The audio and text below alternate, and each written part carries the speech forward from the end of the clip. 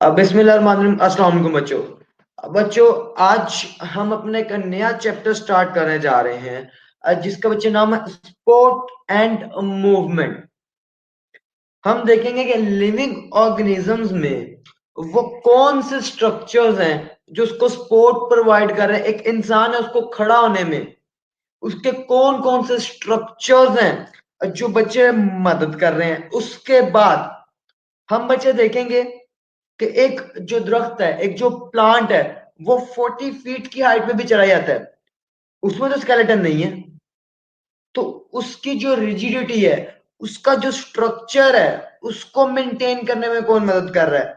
अब फिर हम देखेंगे जो इंसेक्ट्स हैं, उनके स्ट्रक्चर को मेंटेन करने में उनका बॉडी का कौन सा हिस्सा फंक्शन अदा कर रहा है। इसके साथ साथ पहला पार्ट हमारे इस चैप्टर खत्म होता है स्पोर्ट, उसके साथ दूसरी से चीज लिखी है मूवमेंट। अब बच्चे लिविंग थिंग्स की एक निशानी कह लिए, करेक्टर में से एक इंपॉर्टेंट करेक्टर उनकी मूवमेंट भी है, उनका रिप्लाई टू द स्टिमुलस भी है। अब हम देखेंगे मूवमेंट और लोकोमोशन में क्या फर्क होता है, ये चीज भी हम इसके अंदर ही देखेंगे इस चैप्टर के। अब देखें, एक ऑर्गेनिज्म है, वो खाने की तलाश में मूव करता है, उसको लाइट इफेक्ट कर रही है तो मूवमेंट शो करेगा।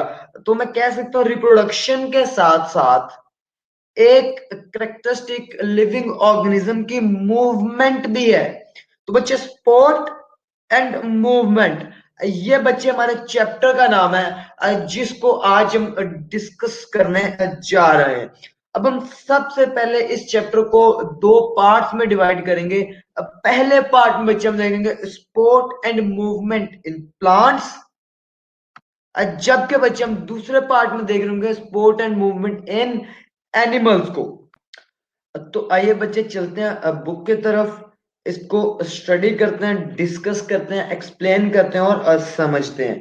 तो बच्चों वो कहता है animals and plant show a variety of physical and biological activities.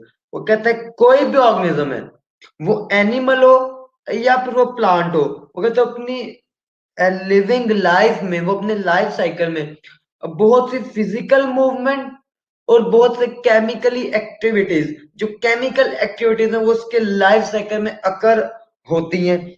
The main difference between plants and animals is the locomotion. Animals show movement while plant do not.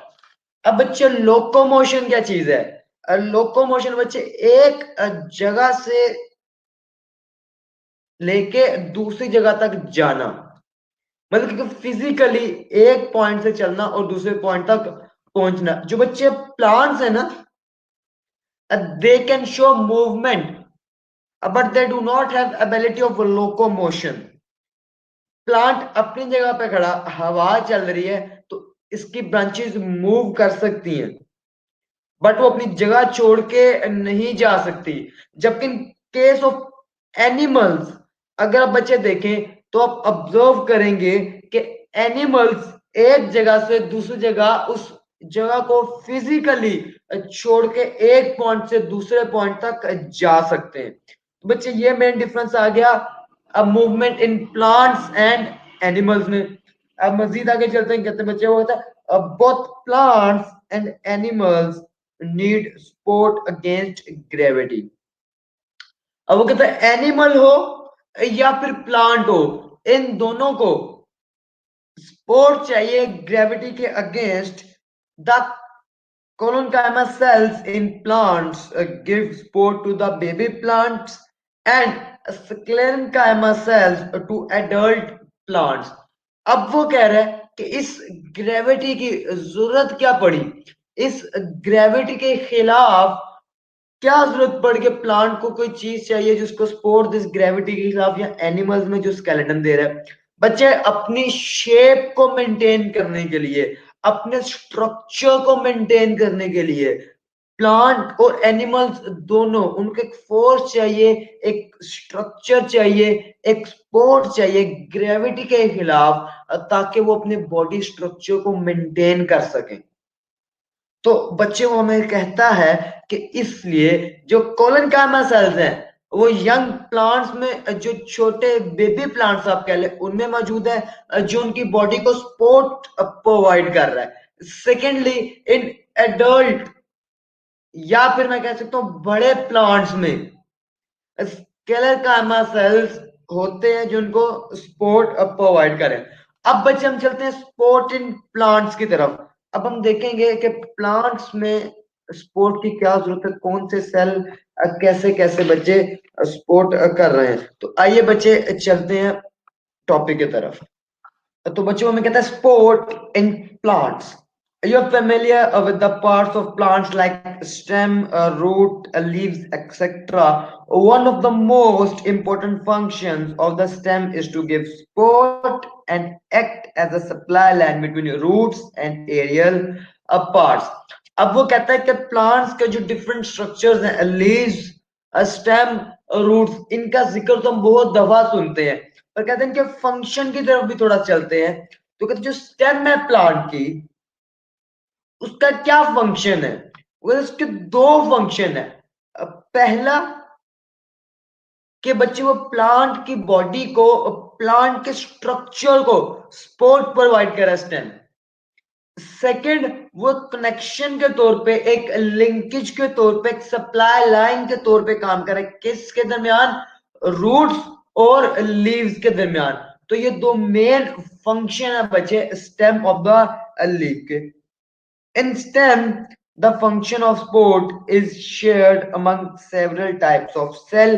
अब वो कहते हैं स्टेम किन सेल से मिलके बन रहा है, और इवेंचुअली मैं कह सकता हूं कि वही सेल्स बच्चे मदद कर रहे हैं किसमें, स्पोर्ट में, और स्पोर्ट ऑफ द सेल में, sport of the plant structure में। The living cells of epidermis, cortex, and pitch take in water by osmosis. अब बच्चों में कहता है कि जो living cells of the plant body है, उसमें बच्चे ने नाम दिया एपिडर्मल सेल्स का, पिच का और कॉर्टेक्स का। अब वो बच्चे कहते हैं ये ऐसे सेल्स हैं जो प्लांट की बॉडी में वाटर एब्सॉर्ब कर रहे हैं थ्रू विच प्रोसेस बच्चे, ऑस्मोसिस। जी तो बच्चे इसको मजीद कंटिन्यू करते हैं। अब जो पानी इनटेक किया गया था ऑस्मोसिस के through living cells of the plant stem, इस पानी को वो इतना क्यों एब्जॉर्ब कर रहे हैं इन केस ऑफ प्लांट्स, क्यों, क्योंकि बच्चे प्लांट्स के पास कोई स्केलेटल सिस्टम नहीं है। अब जब स्केलेटल सिस्टम नहीं है तो क्या प्लांट ने अपनी बॉडी को सपोर्ट नहीं प्रोवाइड करनी, क्या प्लांट की बॉडी ने अपनी बॉडी की शेप नहीं मेंटेन कर रही, क्या प्लांट की बॉडी ने अपनी बॉडी का स्ट्रक्चर नहीं मेंटेन करना। तो इसने इसके लिए कोई ना कोई प्रोसेस, कोई ना कोई तरीका तो अपनाया होगा। तो प्लांट क्या कर रहा है, वो जो वाटर वो एब्जॉर्ब कर रहा था अपने पिच के थ्रू, एपिडर्मल सेल्स के थ्रू, उसको इकट्ठा करके टर्गर प्रेशर मेंटेन कर देगा। हमने पढ़ा था प्लांट्स के केस में कि जो प्लांट्स के सेल्स हैं, इनके पास सेल मेम्ब्रेन के बाहर एक वॉल होती है जिसको हमने कहा था प्लांट सेल वॉल। अब हमने कहा था सेल वॉल का क्या काम है, तो बच्चे हमने देखा था कि जो ये सेल वॉल है ये टर्जिडिटी मेंटेन करने का काम आ रही है। क्यों, क्योंकि हमने कहा था एक रिजिड स्ट्रक्चर है, तो पानी की वजह से ये स्ट्रक्चर तबाह नहीं होता। तो कहते the living cells of epidermis, cortex, pitch and epidermis take in water by osmosis, thus an internal hydrostatic pressure called turgor pressure is maintained, which keeps them rigid and resistance to a bending.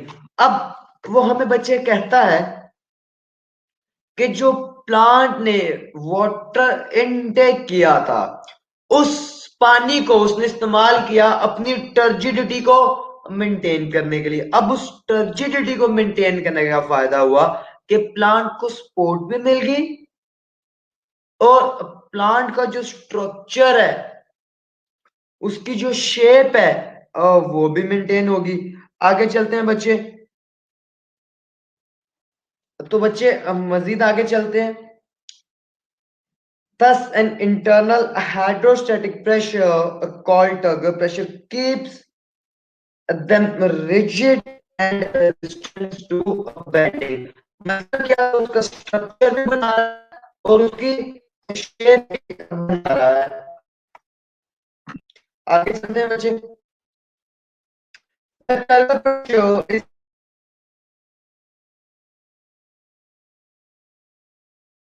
अभी बच्चे turgor pressure को हम बहुत देर से पढ़ते आ रहे हैं अपनी 9th क्लास से, पर इसको फिर मैं थोड़ा सा आपके कॉन्सेप्ट के लिए रिपीट करवा देता हूँ। अब टर्गर प्रेशर क्या चीज है बच्चे? वो कहता है कि प्लांट्स के पास कोई स्केलेटन सिस्टम नहीं है, पर स्केलेटन सिस्टम ना होने की वजह से अब उनको सपोर्ट एंड मूवमेंट तो चाहिए। तो उनके पास उनके सेल वॉल की फॉर्म में एक एक्स्ट्रा स्ट्रक्चर दे दिया जाता है, वो एक टफ स्ट्रक्चर है। हम क्या करते हैं कि प्लांट के सेल में पानी की सप्लाई ज्यादा से ज्यादा करते हैं। इससे होता क्या है कि उसके सेल स्वेल हो जाते हैं, क्योंकि सेल वॉल या प्लांट की जो आउटर मोस्ट वॉल है, जिसको हम प्लांट सेल वॉल कहते हैं, वो एक स्ट्रक्चर है, वो सेल को रप्चर नहीं होने देता। तो इस तरह वो सेल में एक प्रेशर मेंटेन हो गया वाटर की वजह से। सेल वॉल ने उसको ब्रेक नहीं होने दिया, उसको रप्चर नहीं होने दिया, तो उसकी वजह से सपोर्ट भी मिल जाएगी और मूवमेंट भी मिल जाएगी। अब बच्चे टाइप्स ऑफ सेल की तरफ चलेंगे कि कौन कौन से सेल किस किस फंक्शन में अपना किरदार अदा कर रहे हैं। उसके बाद हमें यंग प्लांट्स में सपोर्ट मूवमेंट का किरदार कौन से सेल अदा कर रहे हैं। अब फिर हम देखेंगे जो बड़े प्लांट्स हैं, जो हायर प्लांट्स हैं, ऐसे ग्रोन प्लांट्स, उनमें कौन से शेप और स्ट्रक्चर को मेंटेन कर रहे हैं। तो कहता है the collenchyma and sclerenchyma comprise lignified cells in cortex and xylem tissues respectively। तो बच्चे वो कहता है कि जो collenchyma cells हैं ये कॉर्टेक्स में मौजूद है, जबकि जो स्क्लेरेंकाइमा सेल्स हैं ये बच्चे जाइलम टिश्यूज में मौजूद हैं। अब इन दोनों सेल्स का फंक्शन क्या है? सपोर्ट और स्ट्रक्चर को मेंटेन करना। They also give support to plant. ये दोनों सेल्स क्या कर रहे हैं? प्लांट को सपोर्ट भी दे रहे हैं। इन मोस्ट टेरेस्ट्रियल प्लांट्स, अब बच्चे हमें जिक्र करेगा कि जो टेरेस्ट्रियल प्लांट्स हैं इनके सबसे बड़ा चैलेंज क्या बच्चे? विंड है।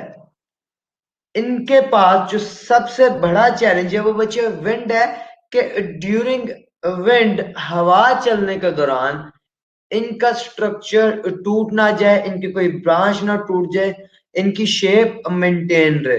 तो इनकी शेप्स को मेंटेन करने में कोलोनकाइमा और स्क्लेरेंकाइमा सेल्स का रोल है। They also give support to plants. In most terrestrial plants, the major mechanical stress is imposed by the wind. तो बच्चों जो टेरेस्ट्रियल प्लांट्स हैं इनमें जो सबसे बड़ा टेरेस्ट्रियल प्लांट्स को खतरा है वो बच्चे विंड से है। किस लिहाज से? अपने मैकेनिकल सपोर्ट के लिहाज से, अपने मैकेनिकल स्ट्रक्चर के लिहाज से। So that stem must be able to resist the bending। अब कहते हैं इन प्लांट्स के पास, इन ट्रीज के पास, ऐसे ट्रीज जो टेरेस्ट्रियल एरिया में है, उनके पास ऐसी एडॉप्टेशन होनी चाहिए जो उनके स्ट्रक्चर को मेंटेन करके रखें ड्यूरिंग एनी विंड, जो कि उसके लिए सबसे बड़ा मैकेनिकल खतरा है। The vascular bundles containing the xylem are tough and inextensible to perform the same function as steel rod enforced in concrete। अब वो कहता है जो xylem टिश्यूज है प्लांट की बॉडी में, या जो वेस्कुलर बंडल्स हैं जिनको बच्चे हम फ्लोएम और xylem टिश्यू दोनों को मिला के वेस्कुलर बंडल बोल देते हैं, तो कहते हैं इन टिश्यूज का काम ट्रांसपोर्ट में तो है ही है कि ट्रांसपोर्टेशन ऑफ मटेरियल में तो मदद कर ही रहे हैं। इसके अलावा इन टिश्यूज का बच्चे काम स्पोर्ट और स्ट्रक्चर को मेंटेन करने में भी है। कैसे? वो कहते हैं आप जाइलम सेल की एग्जांपल अब बिल्कुल इसी तरह ले सकते हैं जैसे स्टील के रॉड्स या फिर जो बच्चे सरैया डलता है। हम नॉर्मल आम जुबान में तो बच्चे जो कंक्रीट का लेंटर होता है उसमें जो सरैया डलता है वो क्या काम करे, उसको सपोर्ट का काम करे। तो कहते हैं बिल्कुल वैसे ही जो जाइलम सेल्स हैं और वो बच्चे प्लांट के स्ट्रक्चर में उस जो स्टील रॉड का काम है कंक्रीट में, वो जाइलम सेल्स या जाइलम टिश्यू परफॉर्म कर रहे हैं प्लांट की बॉडी में। This arrangement as a ring within the stem provides very effective resistance to the wind stress and weight bearing ability। अब वो कहता है जो इस जाइलम टिश्यूज का स्ट्रक्चर है वो कहता है this arrangement as a ring within the stem. जो जाइलम टिश्यू का स्ट्रक्चर है वो रिंग्स की फॉर्म में इनटू द स्टेम। अब इस स्ट्रक्चर का रिंग्स की फॉर्म में होना कैसे मदद कर रहा है और क्यों मदद कर रहा है वो समझेगा बच्चे। Stem provides a very effective resistance against the wind stress. अब बच्चे देखे रिंग फिर अंदर रिंग फिर अंदर रिंग तो एक मजबूती दे रहा है। ये एक ऐसा स्ट्रक्चर बना रहा है जो कि रेजिस्टेंस क्रिएट करेगा against the wind in addition to it and also a weight bearing ability। ये जो जाइलम टिश्यू है जब ये रिंग्स की फॉर्म में अरेंज होते हैं into the stem of the plant, एक तो ये विंड को रेजिस्ट कर रहे हैं, दूसरा ये बच्चे मदद कर रहे हैं वेट को उठाने में, वेट को बियर करने में। एक हॉलो सिलेंडर उसके अंदर एक और हॉलो सिलेंडर उसके अंदर एक और हॉलो सिलेंडर, तो मिलके शेप भी प्रोवाइड कर रहे हैं, सपोर्ट भी प्रोवाइड कर रहे हैं, ट्रांसपोर्टेशन का काम भी कर रहे हैं, स्ट्रक्चर भी मेंटेन कर रहे हैं। In stems of some plants, for example sunflower, the vascular bundles are strengthened by additional sclerenchyma fibers which form bundle cap। वो कहता है कुछ प्लांट्स फॉर एग्जाम्पल सनफ्लावर उनमें कहता है हमारे पास sclerenchyma cells in addition to the xylem tissues हैं, जाइलम वेसल है, ताकि हम एक एडिशनल और एक एक्स्ट्रा सपोर्ट प्रोवाइड कर सकें उस सनफ्लावर के स्ट्रक्चर को। The loss of water due to osmosis from the plant cell causes plants or its parts to wilt। अब वो कहता है कि अगर हमारा जो प्लांट है बच्चे, अगर उसमें जो टर्जिडिटी वाटर मेंटेन कर रहा था, अगर इस वाटर का लॉस हो जाए किसी भी तरीके से या किसी भी थ्रू एनी सोर्स और वे, अगर इस वाटर का लॉस हो जाए तो प्लांट अपनी टर्जिडिटी को लूज कर देगा और उस प्लांट का स्ट्रक्चर मेंटेन नहीं रहेगा। क्यों? क्योंकि वाटर का बहुत इंपॉर्टेंट रोल है प्लांट की शेप मेंटेन करने में। यही वाटर हाइड्रोस्टैटिक प्रेशर मेंटेन करके प्लांट की बॉडी में उसको टर्जिडिटी प्रोवाइड करता है और जो टर्जिडिटी है वो उसके स्ट्रक्चर को मेंटेन कर रही है। How plant cell maintain turgor pressure is an important phenomena। वो कहता है जो प्लांट की बॉडी है वो इस टर्गर प्रेशर को मेंटेन कैसे रख रही है, इस सवाल को जानना, इसको समझना अब बहुत इंपॉर्टेंट है। तो बच्चे इसको हम इसी सवाल को का जवाब हम कल कंटिन्यू करेंगे। तो बच्चे कल तक के लिए ध्यान रखिएगा। कल तक के लिए बच्चे अल्लाह हाफिज।